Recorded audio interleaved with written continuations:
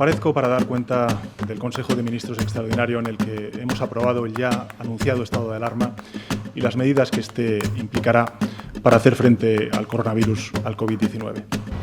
Atención, les habla la policía.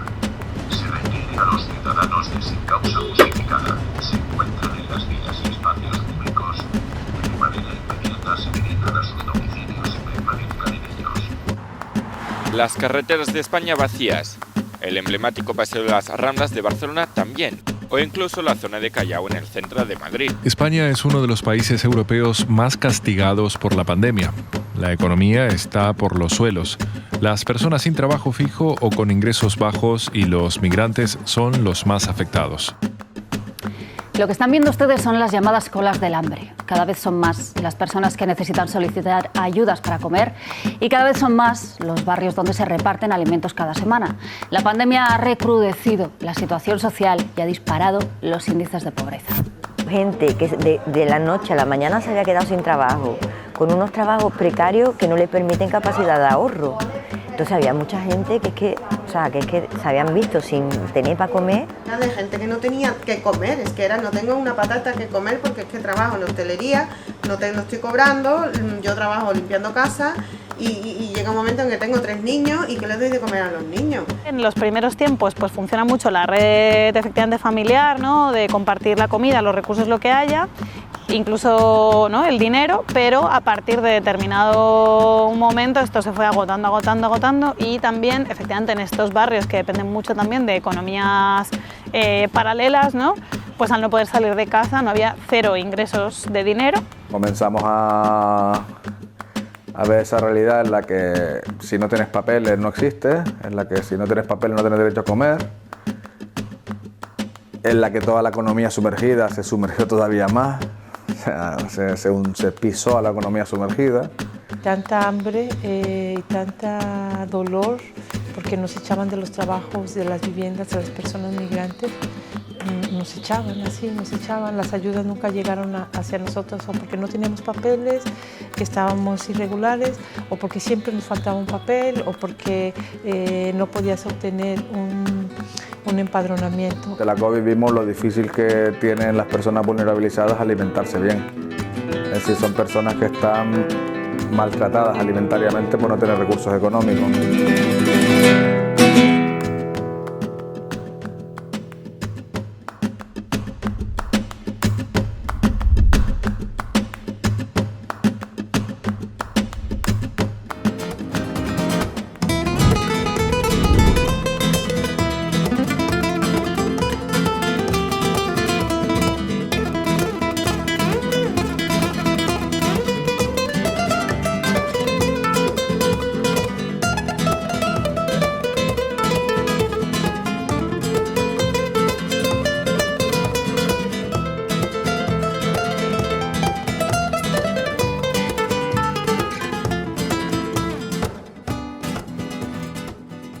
Me vinculé a Alterbank al inicio, estaba colaborando con una red de apoyo mutuo de aquí de Nou Barri, concretamente del barrio de Porta, y recibí una llamada de Gustavo Duc que me dijo que había la posibilidad de conseguir una subvención y que me parecía para hacer algo, realizar algo así. En principio tuvimos el debate sobre el origen de la subvención, o sea, la fundación que daba la subvención, pero bueno, terminamos decidiendo que sí que era conveniente hacerlo igual, pues la situación era y sigue siendo delicada, con un montón de familias vulnerabilizadas que necesitaban recibir alimentos.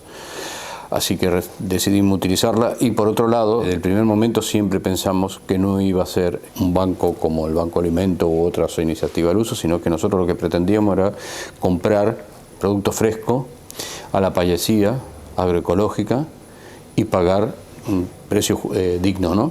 Y bueno, para eso se utilizó la subvención y se empezó a hacer los repartos en diferentes yarzas, no solamente la de Porta, sino en otras, y así fue como surgió la vinculación y comienza a andar el proyecto también junto con Alejandro Guzmán, que es el eje central para poder llevarlo a cabo, porque es quien se encarga de la distribución, ¿no? En inicio éramos personas independientes que estábamos haciendo ese proyecto. Fue a posteriores cuando se empieza a desarrollar y vimos la necesidad de hacerlo más largo de lo que se podía con esa subvención, con esa primera subvención. Entonces cuando nos vimos la necesidad de legalizar una asociación a la que le dimos por nombre Alterbank. Intentando cruzar las necesidades que sabíamos estaban existiendo en familias vulnerabilizadas del entorno de la ciudad de Barcelona y del Hospitalet, junto con una realidad muy paradójica en ese momento, y era que nos encontrábamos que los comedores escolares, que ya están prestando alimentos ecológicos y de proximidad a los niños y niñas, estaban cerrados, las escuelas estaban cerradas, y nos encontrábamos que teníamos alimentos de proveedores locales que no estaban suministrando a las escuelas porque estaban cerrando, mientras encontrábamos que habían familias que no tenían acceso a alimentos frescos, nutritivos y de calidad. Y ahí es donde vimos de forma obvia y sencilla que podíamos establecer una conexión directa entre la pagesia de proximitat y las familias. Con el apoyo social de los grupos de consumo, con las cajas de resistencia, bueno, sí, se podía hacer frente a lo más crítico, pero en realidad la situación demandaba mucho más dinero, por así, vamos, al final sí, era mucho más dinero. Y entonces pues decidimos montar la asociación para poder solicitar dinero a la administración y que también hubiera una alternativa a los bancos de alimentos tradicionales, porque bueno, al final Alterbank lo que pretende también es acercar productos sanos, saludables y frescos a población que de por sí normalmente lo que se le suele dar es el resto, o sea, lo que ya no se quiere o lo que sobra o lo que... O sea, y bueno, son gente que tiene el mismo derecho que cualquier otra persona a tener una alimentación de calidad, saludable y fresca. Cuando decidimos llegar o distribuir esos alimentos, entendimos que tenía que ser por una vía diferente a la que estaba obrando el Banco de Alimentos Copyright, Cáritas y Cruz Roja, etc. Entonces nos apoyamos sí, en las salsas que surgieron en pleno confinamiento, que ya estaban trabajando y atendiendo a familias que nosotros decimos vulnerabilizadas. No nos gusta lo de vulnerables ni pobres, serían vulnerabilizadas y empobrecidas, porque es el sistema quien la coloca ahí. Nosotros nos encargamos de coordinar la selección de productos que va a los lotes, nos encargamos de la logística de recepción de esos productos, vamos a buscarlos o nos lo traen aquí, nos encargamos de montar los lotes. Por lo general es un tema de a granel, no es individualizado por familia, y lo repartimos por las diferentes charchas, y las charchas de vecinos pues las reparten entre los vecinos, ¿no? Las familias que forman parte de Alterbank son precisamente también familias, ciudadanía autoorganizada, que deciden desde esa autogestión hacer frente como comunidad, hacer frente a los problemas del barrio, a los problemas de los vecinos, a sus propios problemas, y deciden que la única solución a problemas que normalmente se atienden individualmente o que acaban respondiéndose con ese mensaje neoliberal capitalista de sal adelante como puedas, saben que la respuesta tiene que venir de ponerlo en común. Nosotros, por lo que nos toca, en el barrio de Porta, nacimos justo antes de que empezara el toque de queda y el confinamiento como tal. Entonces sí que quizá el origen de la xarxa está dentro de un perfil que partía de una militancia previa en el barrio o en organizaciones de aquí de Nou Barris, y poco a poco de ese debate que se fue gestando se dio la creación de la xarxa de suport mutu del barrio de Porta. Entonces gente joven, sobre todo en un principio, se autoorganizó para prestar estos servicios más a la comunidad y con una mirada, ¿no?, hacia la gente mayor, pero poco a poco fuimos recibiendo un montón de demandas en torno a me he quedado sin trabajo, por lo tanto asesoramiento, esto implica que no voy a poder pagar alquiler, ¿qué voy a hacer? ¿No? Por lo tanto acompañamiento y defensa del derecho a la vivienda y finalmente y sobre todo tema de alimentación. En este sentido nos encontramos un gran porcentaje, por no decir la mayoría, de personas que venían en el tema de la alimentación, o sea, con una demanda de necesito alimentos, que eran mayoritariamente mujeres, muchas migrantes y una gran mayoría familias monomarentales. Uno de los debates principales fue qué papel teníamos que tener, dado que existían recursos que podían abastecer a las personas. Pero cuando te parabas a mirar cuál era el proceso, el recorrido, desde que una persona detectaba que tenía una necesidad, conectaba con el recurso público que lo podía más o menos atender y hasta que tenía una propuesta de solución por parte de esta administración, pasaba un tiempo enorme. Claro, decidimos cubrir ese espacio.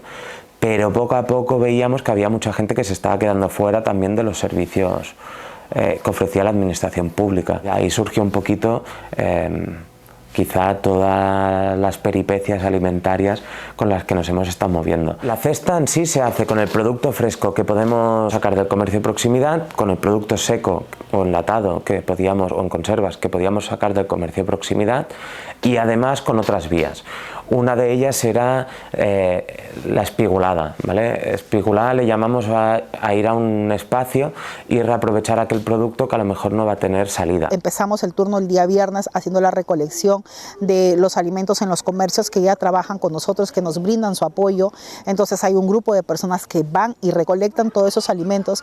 El día sábado hay gente que tenemos trabajando en el mercado, recolectan los alimentos para luego traerlo acá ahora que estamos en el Ateneo, que tenemos ya un espacio para nosotros y donde se hace la repartición de los alimentos en forma equitativa. Obviamente las personas que tienen hijos llevan algo más. Entonces sí que hacemos una serie de asambleas, mínimo una mensual, con todas las unidades familiares que están participando y es donde se va decidiendo qué línea acaba tomando pues un ámbito u otro. Como decíamos, los diferentes ámbitos con los que trabajamos son pan, techo, papeles y trabajo. Somos un colectivo y dentro de este colectivo somos personas que tenemos una historia militante, pero también hay toda esa inyección de personas que vienen con una demanda, pero que la filosofía del espacio es apoyo mutuo, no es, o sea, ha de ser un quid pro quo. Este proyecto es, tú me das y yo te doy. Y todos necesitamos de todos, acá nadie es indispensable, acá nadie hace más, acá todos hacemos lo mismo para todos. Nosotros queremos que la gente venga, nos apoya, nos ayuda, se integra con nosotros, uno de India, otro de Marruecos, otro de catalán, otro español, bueno, uno integra con otro, para que así hacemos una familia, trabajamos en grupo, por ejemplo, que repartimos las ideas, si queremos hacer alguna cosa o algún taller, repartimos las ideas, cómo lo vamos a hacer, también repartimos las recetas, bueno, una repartida de todo, una repartida común de muchas cosas. Como vamos a pasar durante el día ahí, hacemos la comidita al mediodía. Esa comida lo que hacemos tiene que ser de los productos agroecológicos, para que se anime a comer sano, ¿sabes? Para que se anime a comer agroecológico. Ese es el objetivo de todo eso, para que la gente se acostumbra de alimentarse bien. Es que claro que es mejor un alimento o una verdura que está crecida bien, sin echarle veneno, sin echarle esa porquería de los productos químicos. Hay mucha diferencia. Es un producto que ha crecido con normalidad, que el otro ha crecido obligado. ¿Sabes qué quiero decir?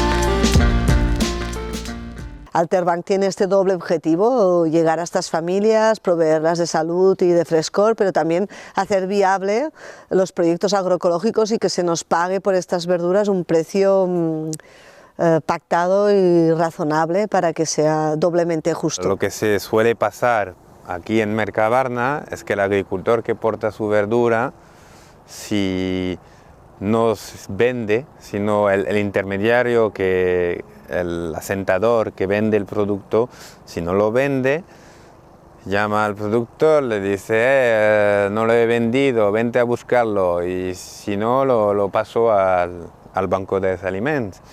Entonces, en general el productor dice, vale, pues mandarlo al producto, ya está perdido, no me sale a cuenta venir a recuperarlo, no voy a venir expresamente.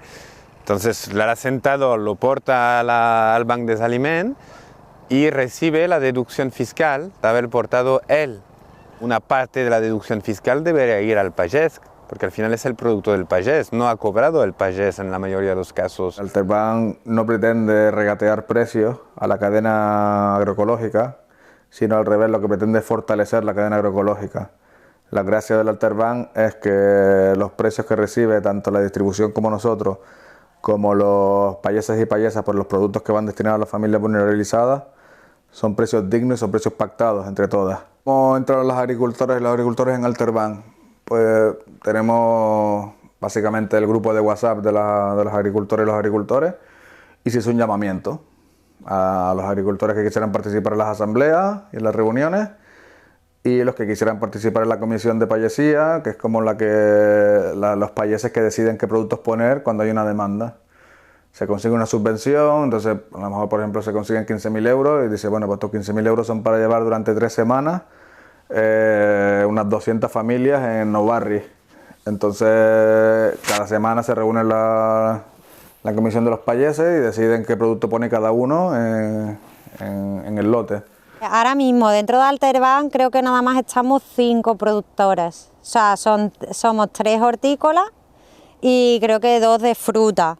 Empecé el proyecto de la Costurica con 2 compañeros más, un proyecto en el que teníamos muy claro que queríamos intentar demostrar que era viable la horticultura en un marco agroecológico con una relación directa entre productores y consumidores.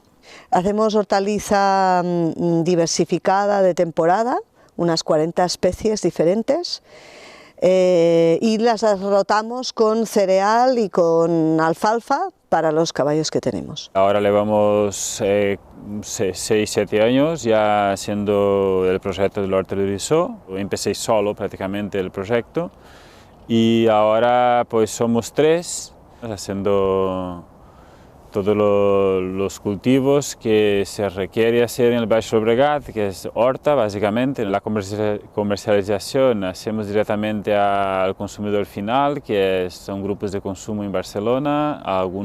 Hay una tienda de verduras y luego participamos de la programación y de venta para Ecocentral, que va para los menjadores escolares de Barcelona. Ahora 10 años en mayo que hemos empezado un proyecto de producción de verdura diversificada en venta en circuito corto o directa. Desde el principio hemos empezado a producir en agricultura ecológica. Personalmente me parece desafíos agronómicos más interesante lograr producir pasándose de insumos químicos que de toda manera, como están basados en el petróleo, tienen su vida útil que se acabarán.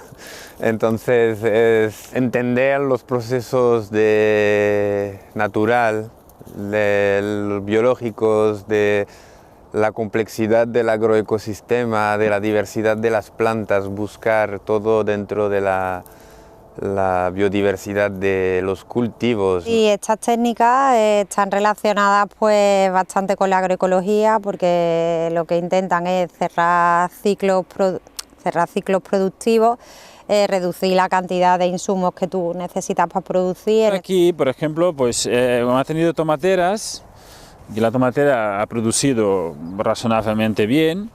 Y ahora pues incorporamos el guisante, donde nos dará bastante nitrógeno para la tierra. Tendremos una producción de guisantes que no sabemos si será buena o mala. De momento parece que no está mal, porque hace pocos días que hemos plantado y empieza a subir. Pero fijaremos nitrógeno para un siguiente cultivo que será a partir de abril, así ya podemos meter un otro cultivo aquí que por ejemplo podría ser pepino, ¿no? Por ejemplo también en la misma caña, ¿no? Hacemos 3 cultivos en el mismo lugar, se mueve la tierra y usan la misma caña. Podemos subir los pepinos aquí. Y el pepino necesita nitrógeno, necesita abono, por tanto eso el guisante nos estará dando, ¿no? Para el siguiente cultivo. Y un campo convencional, normalmente había un vuelto a labrar, y había vuelto a hacer el surco, y había hecho un aporte de abonos, o abonos químicos o naturales, depende del agricultor. Y había vuelto a hacer todo otra vez, había gastado pues más combustible, más horas de trabajo, más compactación del suelo, más remover la tierra, quitar los microorganismos que podía haber y luego incorporar el otro cultivo, ¿no? Ese podría ser uno de los ejemplos, o si no usar la herbicida, que es uno de los químicos más contaminantes que hay. Y aquí en nuestro caso pues no lo usamos nada de esto, ¿no? Pues si conseguimos reducir todo lo que es el combustible, el gasto de laboreo, pues es un insumo menos, aparte de que estamos favoreciendo todo lo que es la regeneración del suelo, que es en lo que se basa al final la agricultura, ¿no? En un suelo sano, saludable.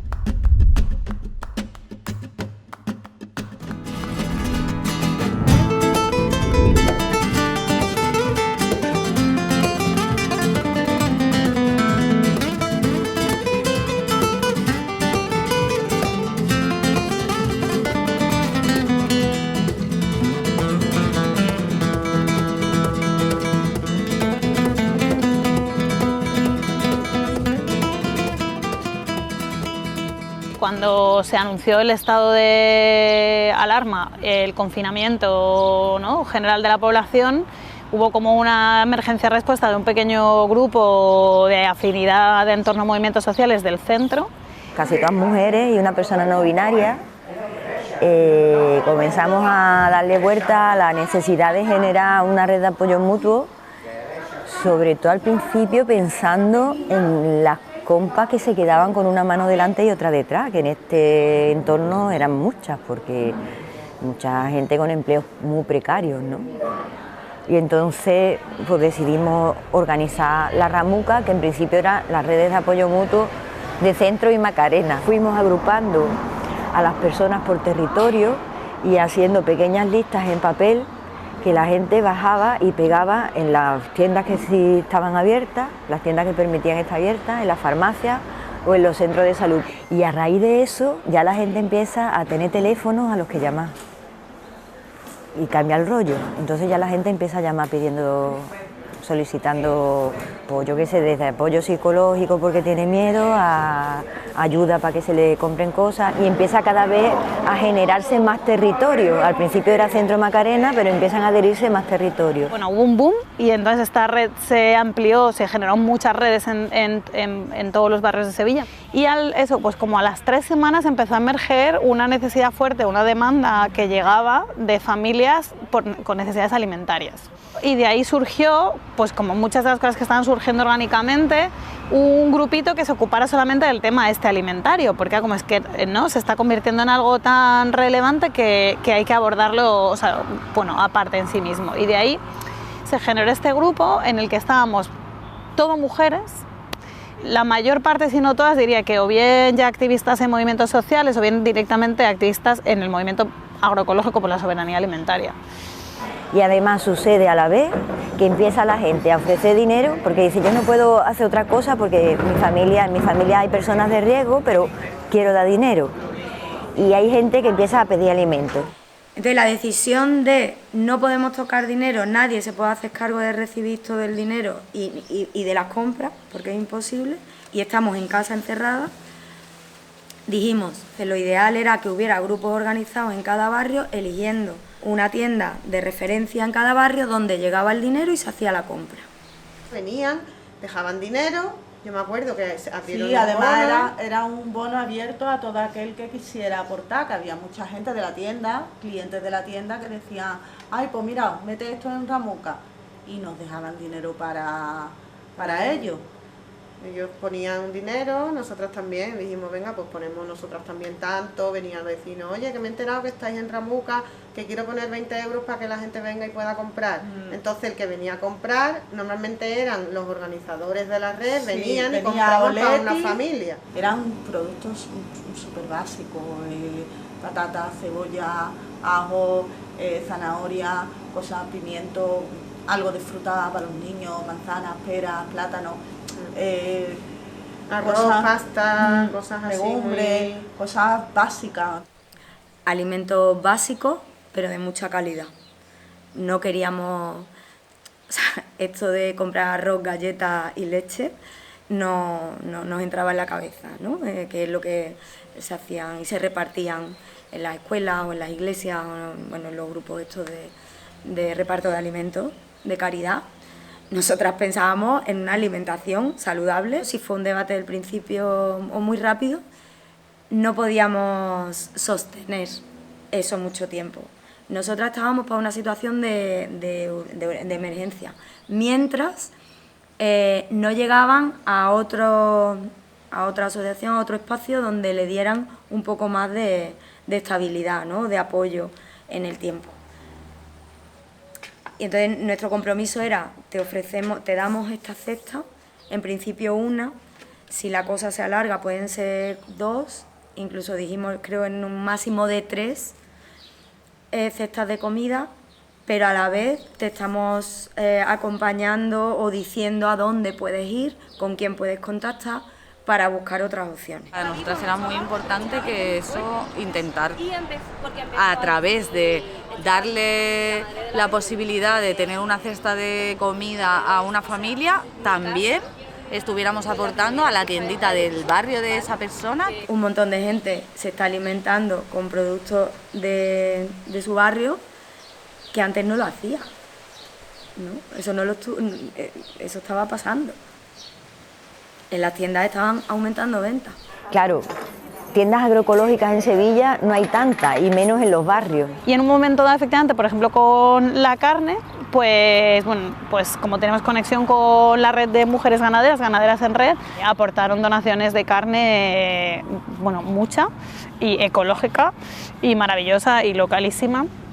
Y fue muy potente, ¿no? Ver que ellas tenían el recurso y lo podían poner a disposición, incluso eso no quisieron cobrar, hicieron todo donaciones, y cómo se recibió también, ¿no? Pasaron cosas muy bonitas, como que de repente nos llegaban las voces de los barrios como, oye, que me están preguntando las señoras que esta carne de puchero, ¿de dónde viene? Que no se acordaban de haber comido una cosa tan rica desde que eran pequeñas. Y es como, claro, es que esto no es lo que se compra en el supermercado, esto es una cosa de otro tiempo, ¿no? De una producción muy pequeñita.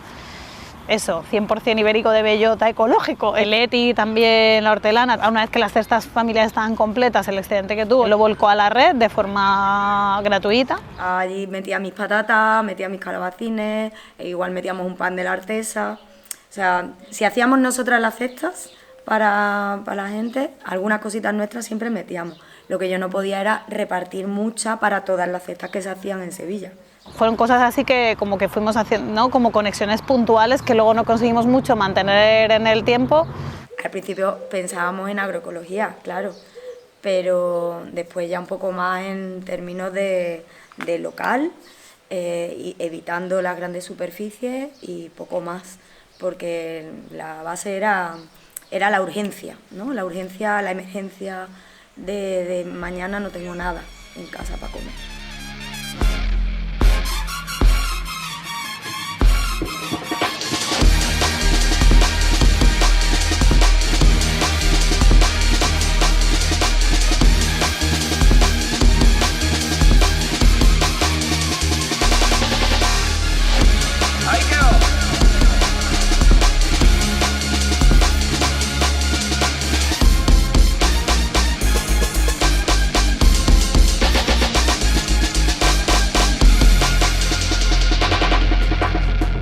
lo que se consiguió, que para mí fue lo más revolucionario y potente, no es que nosotras, que estamos acostumbradas a enredarnos de esta manera, sino que es que surgieron de cada barrio personas que no tenían nada que ver con es que no sé cómo llamarlo, el movimiento agroecológico como tal, que se ofrecieron, que formaban parte, que hacían sus reuniones, que participaban de nuestras asambleas, que llegaban a consenso. Lo bueno fue que nos tuvimos que ir adaptando a las circunstancias de cada lugar y que esas personas que vivían en esos barrios tomaban el protagonismo diciendo, mira, aquí esto no funciona. Y era como, aquí tiene que ser así, así, así. Claro, al ser un perfil diferente el que hay en los barrios que el que hay en el casco antiguo, la idea de Ramuca se va extendiendo a los barrios, pero adaptándose a los perfiles que hay en cada territorio, ¿no? Lo que llamábamos las diferentes ramuquitas, ¿no? Y luego pues teníamos como una coordinadora común, que eran todas las ramucas, nos reuníamos y un poco pues nos íbamos pasando ayuda. Se visibilizó mucho como el centro era emisor de donaciones, era excedentario de recursos, mientras que estos barrios periféricos, Polígono Sur, Polígono Norte, Pajaritos, eran claramente demandantes y no había tanta capacidad de donar y no nos podíamos mover, y mucho menos con bolsas de comida para 3 semanas para familias de 6, 7, 8 miembros. Y entonces ahí fue donde desde el principio contamos con los taxistas. La red de taxistas de Sevilla, una asociación, se puso a disposición y entonces coordinábamos, venga, pues el martes se lleva aporte a los Pajaritos y van 7 cestas, fulanito lo recoge, entonces las hacemos aquí en el centro, en la única, el mercado de feria, no sé qué, y se las llevan. Donde vivo, en Polígono Sur, después de vivir, porque nosotros fuimos a vivir ahí con unos amigos porque queríamos trabajar en el barrio, ¿no? Entonces lo que hemos visto es que entraba mucho inmigrante en el barrio, lo que tiene que no tenía conocimiento del lugar, ¿no? No sabía dónde estaba acceso a muchas cosas, como los colegios, como trabajadores sociales, esas cosas, ¿no? Entonces de ahí, con los otros compañeros teníamos la iniciativa de crear esa asociación para acompañar al menos el grupo de inmigrantes que vive en este barrio. Cuando llegó la pandemia ya nadie salía, ni funcionaban asociaciones, ni... Entonces yo en mi casa, yo he visto que la mujer empezaba a llamarme mucho. El teléfono no paraba, la gente llamaba. Fue de verdad que yo creo que sí, la ayuda de Ramuca en ese momento, muchas familias, no sé qué le podía pasar, ¿no? En la familia como africana que nosotros hemos ayudado, una mujer y 4 niños, son 3 a 4. ¿Me explico? En cada reparto hacíamos casi 20 mujeres. Porque hacíamos una semana, repartíamos con 20, bueno, 20, lo multiplica 20, multiplicarlo por 4, entonces a 80, 100. Y cuando pone la familia española, llegaba a 15. Aquí se veíamos también, siempre intentamos dar a la familia que tenía muchos niños, ¿no? Son dos por familia, entonces son 200, así se podía hacer un reparto normal. Los perfiles eran o bien familias monoparentales, o bien migrantes que estaban en una situación, claro, no tenían recursos en ese momento ninguno, familias de etnia gitana también, que estaban pasando muy malos momentos, y luego familias payas que su economía pues era muy precaria. Empezamos a cocinar para nosotras, pero también se empezaron a hacer unas grandes filas porque cerraron los comedores sociales y se hacían unas grandes filas de la gente sin hogar o del barrio o de la calle o gente que estaba española también en condiciones similares que nosotros. Entonces empezamos a cocinar, a hacer grandes ollas de alimento y a compartirla con todas esas personas. Así hicimos red con Ramuca y ellos también nos donaban alimentos o nos decían que nos derivaban personas o que atendiéramos personas que estaban en una situación emocional o psicológica de tristeza, de depresión, y nosotras también traíamos los frutos del huerto y empezamos a hacer una ruta para distribuir comida cocinada, comida cruda, frutos del huerto, contención emocional, psicológica, acompañamiento, sobre todo vecinas mayores que necesitaban cosas, pues como aquí había mucha gente joven con sus bicicletas, pues se hacían esas rutas de entrega y de cuidados y de ternura. Y con Ramuca hicimos esa red. Este comedor surge hace 10 años porque justamente no teníamos para comer y estaba la crisis que estaba viviendo España. Entre los inmigrantes estamos en una situación de mucha precariedad y de mucha exclusión. Entonces, con un puñadito de lentejas, de arroz, de cebolla, de patata, empezamos a cocinar para alimentarnos nosotras, nuestros hijos e hijas. Y bueno, también se acercaban mujeres españolas o en paro y tal. Y bueno, entonces nosotros fuimos compartiendo también nuestros alimentos con otras personas, pero tiene que ver con la sostenibilidad de la vida fundamentalmente, y eso bueno ya lo complementamos con acompañarlas a la denuncia.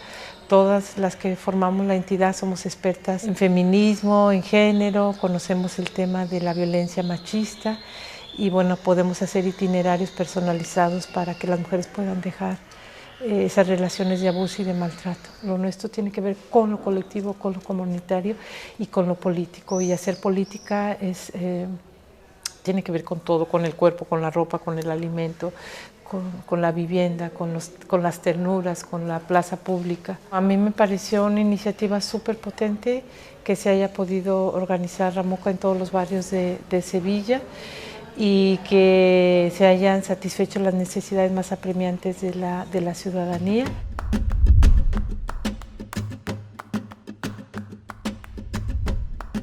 Y empezaríamos por Alterban. Vale. En el tema de Alterban, ¿alguien podría hacer un resumillo y yo le complemento? Bueno, es una asociación, digamos, una asociación de productos ecológicos, ¿vale? Directamente recogidos de la huerta y que no tienen ni pesticidas, o sea, que es de la huerta a casa, ¿sabes? Entonces nos traen un camión cada semana y bueno, nos traen mucho género fresco y ese género se reparte y bueno, y está muy bien, porque todo es ecológico. También un poquito el objetivo del proyecto, ¿no?, era romper esa barrera con el producto ecológico, que normalmente quien piensa en ecológico piensa en caro, en que esto es mucho más caro. Entonces era romper esa barrera de que justamente ¿no?, en barrios como Nou Barris o Porta, donde están atravesados por unas situaciones de exclusión y de precariedad importante, pues que las personas de estos barrios también puedan acceder a ese tipo de alimentación, porque es una alimentación digna, ¿no?, que es un poco lo que queremos promover desde la xarxa. Se llama Alterban porque supone una alternativa al modelo del Banco de Alimentos. El Banco de Alimentos, algunas lo conoceréis, es una vez al mes producto seco que encima proviene de excedentes o de cosas que están a punto de caducar de grandes empresas normalmente. La industria de rescate se preocupa de mandarte los garbanzos, las lentejas, los chícharos, pero a esos chícharos hay que echarle un tomate, una zanahoria, un pimiento, y además también que los bancos de alimentos muchas veces lo que tienen es la mierda que dejan las fábricas. Porque es eso, es que también es el postureo de estas empresas que colaboran con el pobre, dándole las migajas, que estas son migajas asistencialistas, que son los derechos que nos pertenecen, a través pues de empresarios que se benefician también de participar en salvar al pobre. Las administraciones, como parte del Estado, son responsables de evitar este tipo de situaciones donde se vulneran los derechos humanos, por lo tanto, dedican partidas económicas a solventar estos problemas. Esas partidas económicas, decía, en su práctica mayoría, a partir de normativas de la Unión Europea, acaban concentradas en dos entidades, Cruz Roja y la Fundación Banco de Alimentos, en el caso del Estado español, a las que el Estado subcontrata con esos fondos públicos, que de una forma muy centralizada van a canalizar el reparto de la ayuda hacia las familias. El Estado, visualicemos eso, se desentiende, lo cual a mí me parece que nos obligaría a hacer pensar al respecto, y como tantas otras cosas en las actuales políticas neoliberales, insisto, subcontrata o lo delega a estas entidades. Con los fondos que entrega a estas entidades, están obligadas a adquirir unos alimentos que previamente las diferentes administraciones han puesto en licitaciones públicas, y por lo tanto al final son alimentos que se han comprado a 15, 14, 12 grandes multinacionales de la alimentación. Esa es la fotografía de la ayuda alimentaria actual. Un sistema vertical, un sistema centralizado, un sistema sin participación social y un sistema que consolida y solidifica las ventajas y el poder de la agroindustria.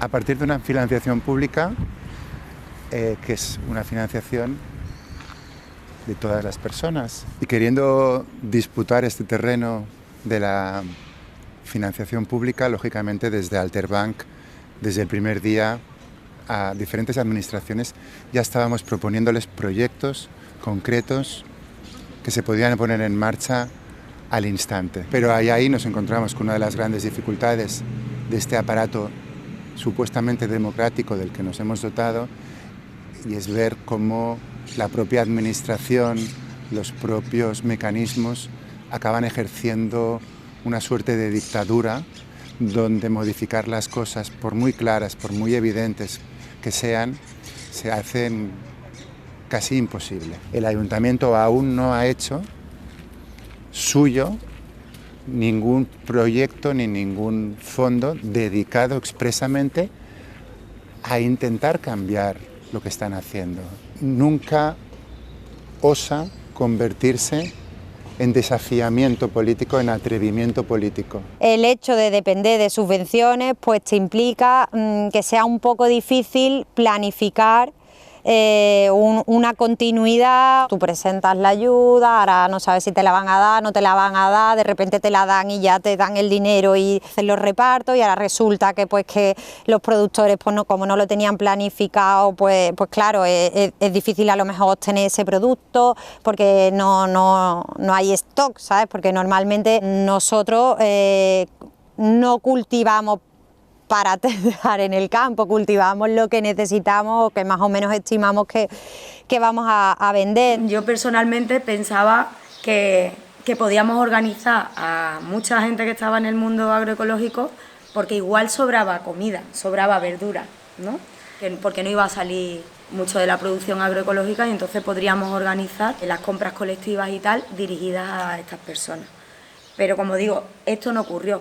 Los proyectos agroecológicos tenían todo vendido. Es verdad que Ramuca excedía con creces las redes agroecológicas, o sea, gran parte de los productos que se comercializaban por ahí no eran de redes agroecológicas, justamente porque los productores agroecológicos no tienen excedente para transformar, con lo cual no tienen excedente para hacer ningún tipo de campaña contra la inseguridad alimentaria. No había capacidad de donación porque lo que se producía era lo que comercializaban por las redes, ¿no? Yo creo que es complicado que en esos espacios, que en los espacios agroecológicos se den los debates en torno a estas temáticas de seguridad alimentaria. Básicamente porque, por un lado, las iniciativas agroecológicas, el espectro agroecológico se mueve en espacios bastante precarios. Porque es que la mayor parte de proyectos aquí son muy vulnerables en términos económicos, con lo cual tampoco es que tuvieran muchísimo margen de maniobra. En un contexto en el que además las productoras tuvieron en parte un incremento de la demanda y en parte limitaciones y restricciones, porque muchas de ellas son informales, entonces vieron muy limitada su capacidad de distribución. Había todos estos ejes, ¿no?, de vulnerabilidad y de poder de alguna manera que dificultaban. Me acuerdo un debate en el grupo de alimentos, porque fue difícil y dividió al grupo de alimentos. Mandó un chaval de un supermercado de las 3.000 viviendas, que es un barrio muy, muy, muy desfavorecido en Sevilla, y el chaval mandó una lista de la compra por 50 euros, y él era de allí del barrio, y entonces decía, mira, por 50 pavos ofrezco todo esto, que yo sé que esto es lo que la gente de aquí come, ¿no? Y claro, de pronto pues compas con otros criterios muy buenos, agroecológicos, empezaron a plantear otra lista de la compra. Ahí estuvimos dando como muchas vueltas a esto, ¿no? La dieta, en términos del origen de los productos y en términos también de la conformación de la dieta, porque cuando la gente preguntas, bueno, ¿y qué coméis? ¿Qué necesitáis? Como, bueno, pues colacao, yogures, mantequilla, galletas, y de repente, claro, era como, ostras, claro, ¿no? Yo qué sé, el consumo de azúcares o el consumo de grasas, y entonces teníamos bueno, pero ¿quién soy yo para decir lo que come? O sea, no yo por estar en una situación de poder y de privilegio tengo que decidir cómo es la dieta de la persona que no está en la situación de privilegio. Y claro, de pronto era como por un lado, hostia, claro, rollo agroecológico, pero por otro lado que ya, ¿dónde dejamos el eje de clase? Nos estamos dejando el eje de clase atrás, ¿sabes? Las iniciativas agroecológicas tienen un sesgo de privilegio, o sea, son muy privilegiadas porque se mueven en ámbitos privilegiados, o sea, son, aunque queramos darnos las alternativas, al final quienes participan y quienes promueven ese tipo de consumo o ese tipo de redes, desgraciadamente, no son colectivos que podamos llamar empobrecidos o los más, ¿no?, de las clases más bajas existentes, ¿no? O sea, hay que ser honestos. Otra cosa es que eso nos permita transformar para llegar a esas capas también, pero las capas populares no están en las redes alternativas agroecológicas, es una realidad. Entonces el hecho de que tú no estés cerca de ese tipo de clases ya de por sí marca una diferencia, y esa diferencia hace que o las veas de manera paternalista o les veas de manera externa, alejada, fuera de tus posibilidades de acercamiento o de articulación. La interseccionalidad ahí brillaba por su ausencia cada vez que se ponía la agroecología por encima de cualquier otra cosa, ¿no? Porque al fin y al cabo los productos agroecológicos la mayoría de las veces son para gente, o sea, o bien para gente pudiente o bien para gente que está muy concienciada y renuncia a otras muchas cosas por eso. Pues existe esta contradicción básicamente en torno al precio, que los productos ecológicos en general y los agroecológicos son más caros. En un momento de pandemia donde había una fuerte situación de inseguridad alimentaria, se tiraba por lo barato, o sea, se tiraba por lo más económico o por el sitio accesible para el reparto. Por ejemplo, con la comadre y la rendija sí que había mucha queja, ¿no?, de eso. Lo decía mucha gente, ¿no?, de, hostia, pero es que con lo que se compra las comadres, una compra, en cualquier otro sitio compras dos. Y decía, bueno, pero es que estamos apoyando otros proyectos, ¿no? La gran mayoría de las personas o familias que están recibiendo la ayuda de Alterbank no estaban en línea de consumir productos agroecológicos. Estamos hablando de un barrio periférico con muchísimos problemas estructurales. Para ser sincero, yo creo que la gran mayoría de la gente al producto lo ve como de copijo, ¿no? Si los discursos y las prácticas se siguen construyendo desde una clase media acomodada, o, ¿sabes? O aunque no tengamos un duro, pero el dinero que tenemos lo invertimos ahí, para mí que no vamos a ningún lado, ¿eh? Buscar esta equidad, esta justicia social, a buscar el poder llegar a todos los niveles adquisitivos y que esta alimentación no sea un bien de lujo, ¿no?, sino que sea una necesidad básica cubierta. Y yo creo que esos debates dentro de la agroecología hay que tenerlos. Igual que del feminismo, igual que de todo, ¿no? O sea, que hay que meter el eje de clase, hay que meterlo en todo, ¿no? ¿Sabes? Porque está claro que el planeta, por supuesto, pero con todo el mundo, ¿no? No nos podemos dejar a la gente de Nos deseo todo lo mejor, todo lo bueno, brindando al dolor con veneno, dejarlo reposar, cambiando las reglas del juego. Nos deseo todo lo mejor, todo lo bueno, jarabe de amor para el miedo, tremenda y cumbia quiz, cambiando las reglas del juego.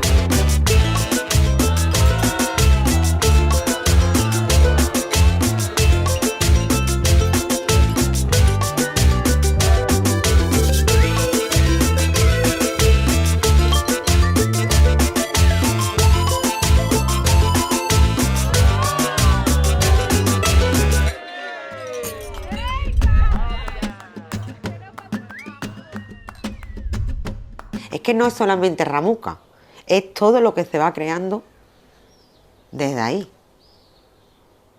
Y todo esto son gente que hemos conocido también en Ramuca. Y que a través de ella pues hemos conocido otros espacios. Por ejemplo, Fundación Los Comunes. Las putas participamos en un curso de ahí que se llamaba Palabra de Puta. A partir de ahí nos invitaron a una jornada sindicalista. Ahí conocimos a las jornaleras de Huelva y a partir de ahí se tejió toda esta red. El Feminismo de los Futuros es un movimiento que se ha creado aquí en Sevilla con otros colectivos en lucha. Somos unos feminismos desde abajo, desde la base, y no desde la base asamblearia, sino desde la base de las currantas que están a pie de tajo, no de los movimientos asamblearios. Somos las jornaleras de Huelva, han estado participando las Kelly, tenemos compañeras de trabajo de hogar, tenemos compañeras de cooperativas, compas autónomas, currantas de la cocina, y ahí estamos creando un grupito bonito de un feminismo donde quepamos todas, ¿no? En ese feminismo diverso nos tenemos que atravesar, es decir, de tu lucha, de lo que tú estás luchando, ¿qué es lo que atraviesa con mi lucha? Es que falta interseccionalidad, nos llevamos la boca de interseccionalidad, de género, de raza, de etnia y tal y cual, sí, y nos olvidamos también de la interseccionalidad de luchas.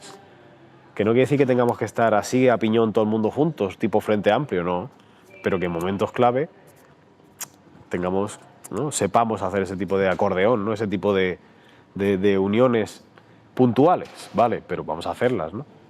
Fue muy interesante el hecho de poder negociar con cofradías y hermandades de Semana Santa, con Cáritas y, o sea, cosas que en la vida me hubiera yo imaginado que me iba a poner a negociar con ellos, y ahora con la CGT, ¿sabes? Que de pronto era como las cosas más opuestas, pero todo el mundo a una, cuando lo que se pone en el centro son las necesidades de la peña, ¿no?, las necesidades básicas. Sí que éramos muchísima gente que no nos conocíamos de nada, súper heterogéneas, pero lo que movilizaba era una cosa muy esencial, ¿no?, que era la interdependencia.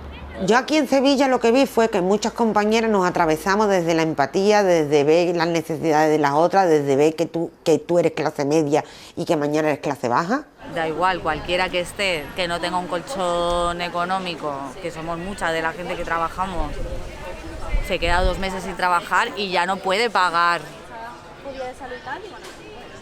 alquiler, no tiene para comida. Cuando la gente se dieron cuenta de que tú no eres clase media, que tú eres un pringao, igual como nosotros, la mayor parte de la gente se dieron cuenta de que nosotras, las de abajo sobrevivimos en un charco sobrevivimos nosotras, pero las del medio no tenían narices de sobrevivir, ¿eh? Porque esas le quitas algunos privilegios y no saben por dónde tirar, ¿eh? Yo creo que ahí se dieron mucha gente cuenta de que todas pendemos de un hilo, y que hoy estás aquí, mañana estás abajo. La caridad es cuando uno tiene los medios de dar porque es bueno o para limpiarse su conciencia a un colectivo que está en necesidad, ¿no? Mientras que la solidaridad, a mi entender, es cuando uno se solidariza de una de los temas, y es a doble sentido de los temas que están tocando la realidad de cada uno, y trabajan de manera conjunta para resolver estos problemas. Quitarse los tacones, cambiarse los tacones por las aspargatas por los de zapatillas de deporte, las zapatillas de deporte por todo lo demás. En mirarse un poquito más para abajo del ombligo, y tener empatía. Y tener ganas de verdad de trabajar por el que no tiene tantos privilegios. Porque tú tienes que ponerte en el sitio de esa persona. ¿Por qué viene? ¿Por qué necesita? Tú ponte en su sitio, ¿cómo vas a sentir? La relación entre lo que hacíamos y los cuidadores era indivisible. Te vas a algún sitio, te tratan de una manera buena, te dan una sonrisa, te hacen bromitas, y encima de todo coges productos agroecológicos gratuitamente 100%. Eso es lo que me anima yo. Todo lo que significa ayudar a los demás, yo me apunto y me da mucha alegría, mucha ilusión. Me siento muy feliz porque cocinamos, bailamos cumbia, nos escuchamos los problemas, a veces lloramos porque llegan chicas violadas, abusadas, desahuciadas, pero es verdad que se me olvidan hasta todos mis problemas y que me duele mi pierna porque no hizo rehabilitación por la pandemia, o que no tengo un empleo digno, que no alcanzo a llegar a fin de mes, entonces se me olvida, la verdad se me olvida todo y me siento muy feliz y me lleno de esperanza, porque no siento esa desolación del hambre, de la precariedad, del abandono, ¿me entiendes? Me siento realmente muy feliz, muy contenta. Cuando yo vengo aquí al comedor, siento que aquí está mi familia. Aquí tú entregas todo, aquí se te olvida todo, aquí tú cocinas, platicas con las personas, conoces personas diferentes, se te olvida por un momentito el sufrimiento que tuviste atrás, porque aquí es una gran familia, que entre todas colaboramos, entre todas los apoyamos, porque eso es lo que a mí me han enseñado aquí a mí, amar a esas personas que los demás lo desprecian.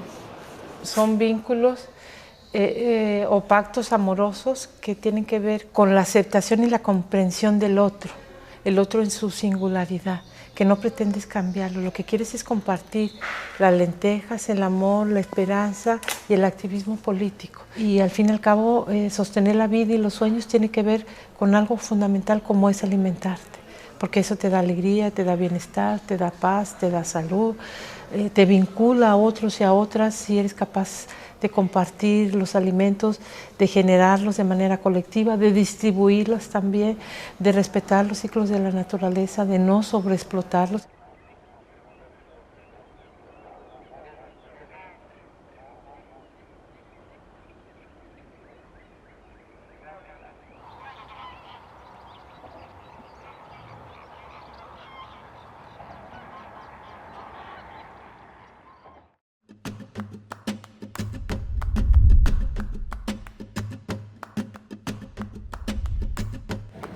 Pues Alterbank es un proyecto que sigue en marcha, porque en realidad tendríamos que definirlo como una alternativa política, como un imaginario que se construyó durante la pandemia, efectivamente, para entender que desde la agroecología, desde la soberanía alimentaria, podíamos dar respuesta a situaciones de vulnerabilidad alimentaria. Este proyecto se planta como una posible realidad que antes no estaba. Nuestra función es resistir en el tiempo, ir haciendo pequeñas acciones o grandes acciones, pero ir haciendo. Y ser una posibilidad de un cambio de alimentación, de paradigma. Eso es lo que hacemos. Antes no había nadie que lo hiciera, ahora estamos nosotros. Ya está. Que lo que hemos hecho bastante importante y que era lo que pretendíamos, marcar una línea y demostrar que hay una forma diferente de actuar y que esto lo puede recoger alguien en otro punto de Cataluña o del Estado y cambiando las necesidades básicas poder seguir avanzando en esta línea. Entonces las redes de apoyos existen, la pagesía, los grupos de campesinos existen y sigue en marcha porque ya la estructura que los enlazaba, que es una distribuidora que sigue trabajando para la distribución de alimentos a los comedores escolares. O sea, los tres pilares de Alterbank están presentes. Y es en función de que dispongamos de fondos que se vuelve a activar y sigue muy presente en cuanto a seguir ejerciendo nuestro papel de denuncia de cómo los modelos de ayuda alimentaria no están pensando en esta clave, sino siguen pensando en clave de mercantilización, de capitalismo, de enriquecimiento. En estos momentos, el sistema de ayuda alimentario ha entrado en un cambio. Y durante ese cambio, desde Alterbank hemos intentado, por eso digo que sigue vivo, aunque no estuviéramos haciendo o bajáramos el nivel de reparto alimentario, lo que hemos estado muy presente ha sido en los debates de cómo tenía que ser ese cambio de sistema alimentario, que ha ido de mal a peor. Porque si en ese momento el dinero se dedicaba a unas organizaciones sin ánimo de lucro que acababan apoyando la agroindustria. Ahora la nueva propuesta es de apoyo directamente a la agroindustria, con la excusa de introducir una tarjeta monedero en esta ecuación, con una falsa argumentación de que la tarjeta monedero dota a las personas de libertad a la hora de escoger los alimentos que quieren para su consumo.